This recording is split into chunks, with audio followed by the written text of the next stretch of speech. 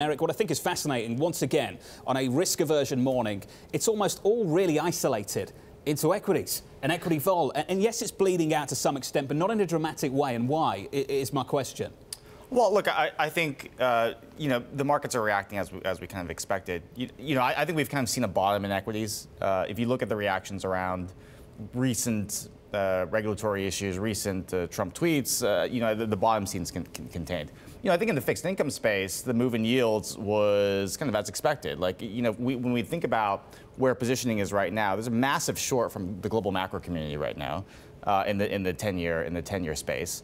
And so I think that any sort of catalyst like this can really set it off and cause yields to fall lower. The story of the last couple of weeks, Gina, is that the vulnerability, the fragility is in equities more than any other asset class. And I guess, does that scream that there's a valuation issue, or at least there has been over the last month? Well, the valuation issue generally got resolved, right? Forward multiples are back to levels we last, 25-year average levels we last saw pre-Brexit. So yeah.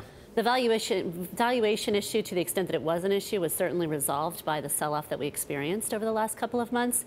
What I think we're facing now is simple lack of demand. I mean, everybody that put money into equities put it in January. The flows were phenomenal. And so we're naturally experiencing this sort of malaise as a result of there's just not a lot of demand for shares. The headwinds are pretty clear from a geopolitical perspective, but the valuation argument is no longer there.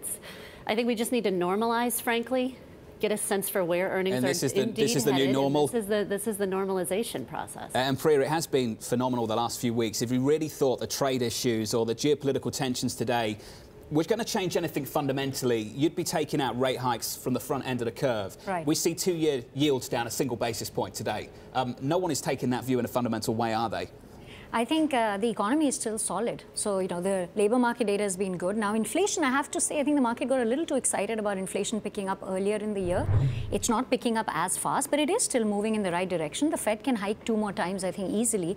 So the rate market, I think, is stuck between the Fed that wants to keep hiking and I think this short base. But I would still say what I'm hearing from clients is, why aren't rates a lot lower here, even in the long end, given the move in risk? And I would say it's because QE is ending globally.